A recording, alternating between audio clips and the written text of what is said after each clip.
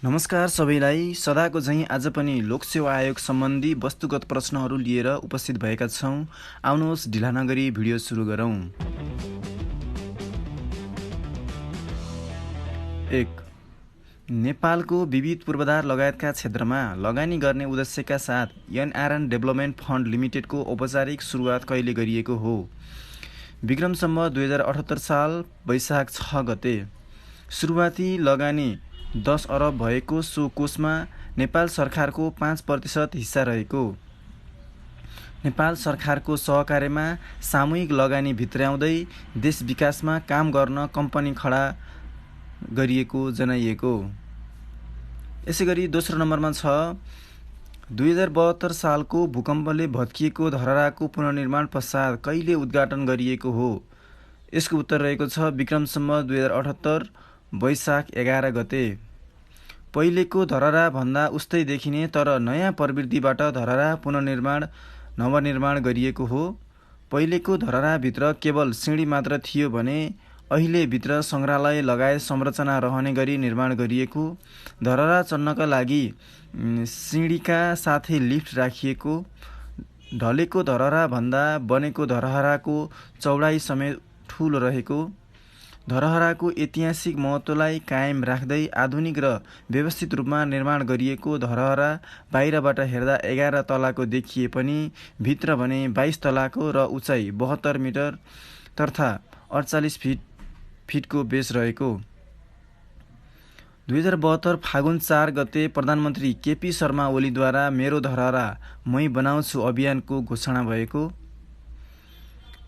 2075 साल पुस 5 गते प्रधानमन्त्री ओलीबाट शिलान्यास गरिएको नवनिर्मित धरहराको प्रधानमन्त्री ओलीबाटै उद्घाटन भएको हो। पुनर्निर्माण सम्पन्न भए पनि धरहरा परिसरमा अन्य काम बाँकी रहेकोले तत्काल सर्वसाधारणका लागि भने धरहरा खुल्ला नगरिएको हो। धरहराको पुनर्निर्माणका लागि 3 अरब 48 करोडमा ठेक्का सम्झौता भएको हो। विक्रम सम्वत 1882 मा भीमसेन थापाद्वारा निर्मित धरहरा 61.88 मिटर अग्लो रहेको। 1990 सालको भूकम्पका कारण क्षतिग्रस्त भएपछि तत्कालीन राणा प्रधानमन्त्री जुद्ध शमशेरद्वारा सो धरहराको पुनर्निर्माण भएको थियो।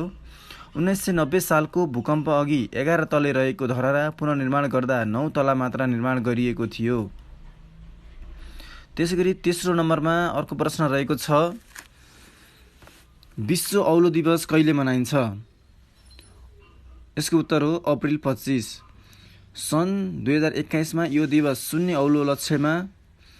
औलोको लक्ष्यमा पुग्दैछौँ रिचिङ द जेरो मलेरिया टार्गेटको नारा साथ मनाइएको हो।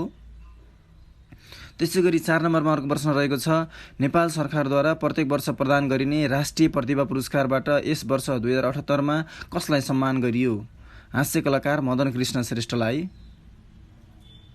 त्यसैगरी 5 नम्बरमा अर्को प्रश्न रहेको छ विक्रम सम्वत 2078 वैशाख 8 मा नेपाल राष्ट्र बैंकद्वारा प्रकाशित गरिएको प्रतिवेदन अनुसार प्रत्यक्ष वैदेशिक लगानीमा सबैभन्दा बढी हिस्सा कुन राष्ट्रको रहेको छ? भारत 30%।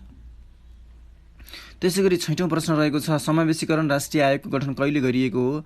विक्रम सम्वत 2065 साल पुस 29 गते समावेशीकरण राष्ट्रिय आयोगको गठन। कुन चाडलाई विषका वा विषपति चाड पनि भनिन्छ? विषु पर्वलाई। नेपाली भाषाका प्रथम कवि कसलाई मानिन्छ? शुभानन्द दासलाई। बाबुले लेखेर छोराले पूर्णता दिएको कृति कुन हो? कादम्बरी। नेपाल नागरिक उड्डयन प्राधिकरणको स्थापना कहिले भएको हो? विक्रम सम्वत 2055 पुस 16 गते। नेपालका नागरिक उड्डयनको विकास तथा विस्तार राष्ट्रिय तथा अन्तर्राष्ट्रिय हवाई सम्पर्कका लागि हवाई उडान, हवाई सञ्चार, हवाई पथ प्रदर्शन र हवाई परिवहन सेवाको सञ्चालन सुरक्षित, नियमित, स्तरीय र प्रभावकारी बनाउने उद्देश्यका साथ स्थापित भएको हो। यसैगरी 11औं नम्बरको प्रश्न रहेको छ नेपालमा कृषि गणनाको सुरुवात कहिलेदेखि भएको हो? उत्तर रहेको छ विक्रम सम्वत 2018 साल। हरेक 10 वर्षमा हुने गर्दछ यस किसिमको कृषि गणना। नेपाल पहिलो पटक एक दिवसीय अन्तर्राष्ट्रिय क्रिकेट प्रतियोगितामा कहिले सहभागी भएको हो? यो महत्त्वपूर्ण प्रश्न रहेको छ साथीहरू। विक्रम सम्वत 2075 साल साउन 16 गते। सन् 2018 अगस्त 1 सम्झिनु होला। साउन 16 मा नेदरल्यान्डसँगको खेलबाट एकदिवसीय क्रिकेटमा डेब्यू गरेको नेपाल पहिलो खेलमा पराजित भएको थियो भने साउन 18 मा नेदरल्यान्डसँगको दोस्रो खेलमा जित हासिल गरेपछि सिरिज 1-1 को बराबर भएको थियो। त्यसैगरी 13औं नम्बरको प्रश्न रहेको छ, नेपालसँग दोहोरो करमुक्ति सम्झौता DTA double taxation evidence agreement भएको पहिलो राष्ट्र कुन हो? भारत। सन् 1987 जनवरी 18 मा हो DTA को भएको पहिलो राष्ट्र भारत हो। त्यसैगरी 14औं नम्बरको प्रश्न रहेको छ, 2078 वैशाखमा सम्पन्न त्रिदेशीय क्रिकेट T20 सिरिजको उपाधि कसले जित्यो? नेपाल। वैशाख 11 गते त्रिदेशीय T20 श्रृङ्खलाको फाइनलमा नेदरल्यान्ड्सलाई 142 रनको फराकिलो अन्तरले पराजित गर्दै नेपालले उपाधि चुमेको हो, त्रिदेशीय T20 सिरिजको उपाधि। नेपालले घरेलु मैदानमा पहिलोपटक सन् 2010 मा अन्तर्राष्ट्रिय क्रिकेट काउन्सिल ICC विश्व क्रिकेट लिग डिभिजनको 5 को उपाधि जितेको थियो। सो प्रतियोगिता 50 ओभर फर्म्याटको रहेको थियो। नेपालले समग्र 2 भन्दा बढी टोली सहभागी रहेको T20 श्रृङ्खला जितेको यो पहिलो पटक हो। यो जित अन्तर्राष्ट्रिय T20 खेलमा नेपालले अहिलेसम्म प्राप्त गरेको फराकिलो रनका आधारमा अन्तरको जित हो। यस्तै 238 रनको योगफल नेपालले कुनै पनि विपक्षी विरुद्ध बनाएको ठूलो योगफल पनि हो। यसअघि नेपालले 13औं दक्षिण एसियाली खेलकुद साग अन्तर्गत भुटान विरुद्धको खेलमा 236 रन योगफल बनाएको थियो। त्यसको तुलनामा यो 2 रन बढी हो है साथीहरू। उक्त खेलमा भुटान 141 रनले पराजित भएको थियो। नेदरल्यान्ड्स विरुद्धको यो खेलको योगफल र जितको अन्तरले यसलाई पछि पारेको हो। आफ्नो डेब्यू खेलमै लगातार 304 अर्धशतक प्रहार गरेका नेपालका प्रारम्भिक ब्याट्सम्यान कुशल भुर्तेल त्रिदेशीय T20 श्रृङ्खलाको सर्वोत्कृष्ट खेलाडी चुनिएका थिए। यस प्रतियोगितामा नेपालसहित मलेसिया र नेदरल्यान्ड्सको सहभागिता रहेको थियो। त्यसैगरी 15औं नम्बरको प्रश्न रहेको साथीहरू, युरो मुद्रालाई कहिलेदेखि प्रचलनमा ल्याइएको हो? विक्रमसम्म 2002 जनवरी 1 बाट युरो मुद्रालाई। सार्क जापान विशेष कोषको स्थापना कहिले भएको हो? 1993 सेप्टेम्बर 27 मा साथीहरू, 1993 सेप्टेम्बर 27 मा है। संयुक्त राष्ट्रसङ्घीय शान्ति सैनिकलाई के भनी चिनिन्छ? Blue helmets. यो महत्त्वपूर्ण प्रश्न रहेको छ। यसैगरी 18औं नम्बरको प्रश्न रहेको छ, बायो भिलेज नमुना कार्यक्रम सर्वप्रथम कुन जिल्लामा सञ्चालन गरिएको हो? तनहु, गण्डकी प्रदेशको तनहु जिल्लामा। 8091 मिटरको अग्लो अन्नपूर्ण हिमालको चुचुरमा पाइला टेक्ने पहिलो नेपाली महिला आरोही बन्न सफल महिला को हुन्? पूर्णिमा श्रेष्ठ, गोर्खाबाट। मिति 2078 वैशाख 3 मा उनले सो शिखरको सफल आरोहण गरेकी थिइन्। पूर्णिमा सहित दावा याङजोम शेर्पा, पासम लामु शेर्पा, माया शेर्पा, शर्मिला स्याङताङ र डाबुटी शेर्पाले आरोहण यात्रालाई सफल बनाएका थिए। आरोहणका हिसाबले जेठो हिमाल अन्नपूर्णमा 3 वैशाखमा 2 कीर्तिमान कायम भएका हुन्। पहिलो पटक एकै दिन 6 नेपाली महिलाले आरोहण गरेको दिन अहिलेसम्मकै धेरैजनाले आरोहण गरेको कीर्तिमान राखेका छन्। साथीहरू 2टा यसको कीर्तिमान रहेको छ, याद गर्नुहोला। त्यसैगरी 20औं नम्बरको प्रश्न रहेको छ, पहिचान सम्मान कोषले पहिचान सम्मानबाट कसलाई सम्मानित गर्यो? खगेन्द्र सङ्ग्रौला 2078 मा 4,02,200 रुपियाँ तथा ताम्रपत्र सहित खगेन्द्र सङ्ग्रौलालाई सम्मान गरेको छ पहिचान सम्मानबाट। यसैगरी 21औं नम्बरको प्रश्न रहेको छ, बढ्दै गएको ध्वनि प्रदूषणबाट हुने बहिरोपन कम गर्ने उद्देश्यका साथ कुन दिनलाई सुनवाई दिवसको रूपमा मनाउने गरिन्छ? सुनवाई दिवस साथीहरू यो पनि महत्त्वपूर्ण रहेको छ। मार्च 3 लाई चाहिँ सुनवाई दिवसको रूपमा मनाउने गरिन्छ।